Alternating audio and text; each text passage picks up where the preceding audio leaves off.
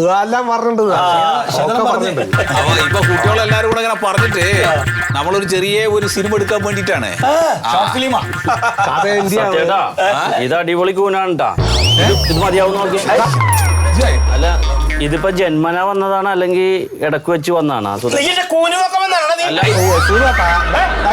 ചിലപ്പോ ജനിക്കുമ്പോ വരും, അല്ലെങ്കിൽ കുറച്ച് കഴിഞ്ഞിട്ടുണ്ടാവും. നീ മാറ്റി തരൂ.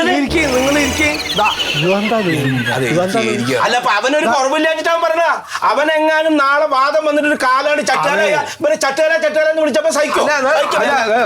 സൂതാട്ടാ പുതിയ കുട്ടികളാണ്, ഒന്നും അറിയില്ലേ, വെറുതെ പ്രൊഡ്യൂസർ എന്ന് കരുതി കൂനടക്കാൻ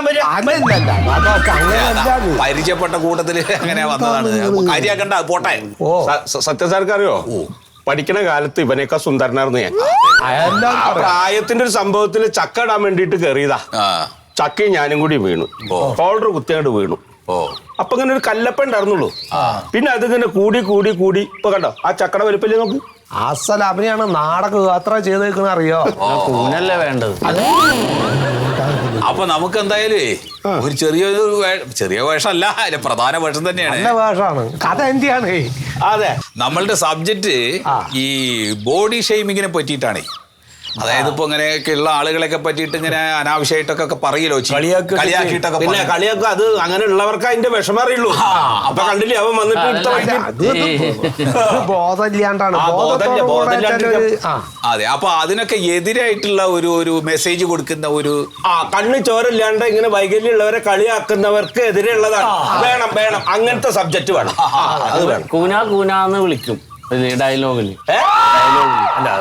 സ്ക്രിപ്റ്റിൽ അങ്ങനെ അതാ നോക്ക്, എന്റെ ആണ് കഥ. നിങ്ങൾക്ക് അറിയാലോ ഞാൻ എഴുതണ കഥ. അല്ല അഭിനയിക്കാം, വിരോധമില്ലല്ലോ. പിന്നെ അങ്ങനെ തന്നെ ആയിക്കോട്ടെ. ഡേറ്റ് ഞങ്ങൾ അറിയിക്കാം. അറിയിക്കണം. നന്നാവും. അങ്ങനത്തെ ക്യാരക്ടറാണ് ഇത് എഴുതി വെച്ചിരിക്കുന്നത്. പിന്നെ ഇത്രയും വലിയ കൂനി പിന്നെ കേരളത്തിലുണ്ടാ. അപ്പൊ അതില് നല്ല വേഷമാണ്, മെയിൻ വേഷമാണ്. നല്ല വേഷമാണ്, മെയിൻ ആണ്. ശരി, അറിയിച്ചാ മതി.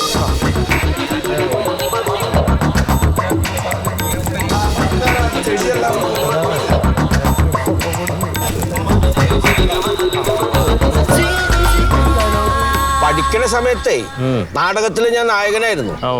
അന്നിന്റെ ഓരോ സീന് കഴിഞ്ഞങ്ങനെ ജനങ്ങൾ കയ്യടിക്കായിരുന്നു. പിന്നെപ്പോ ഇങ്ങനെ ആ ആക്സിഡന്റ് ആയതിന്റെ ശേഷം ഈ കൂനുണ്ടായപ്പോ ഇനി ഇതൊന്നും ഉണ്ടാവില്ല എന്ന് കരുതിയില്ല. അതുള്ളതുകൊണ്ടാണ് ഇതിൽ വിളിച്ചത്, അല്ലേ വിളിക്കേയില്ല. കണ്ണമ്മോറും കണ്ടേച്ചാലും ആ സീനൊന്ന് പറഞ്ഞേ.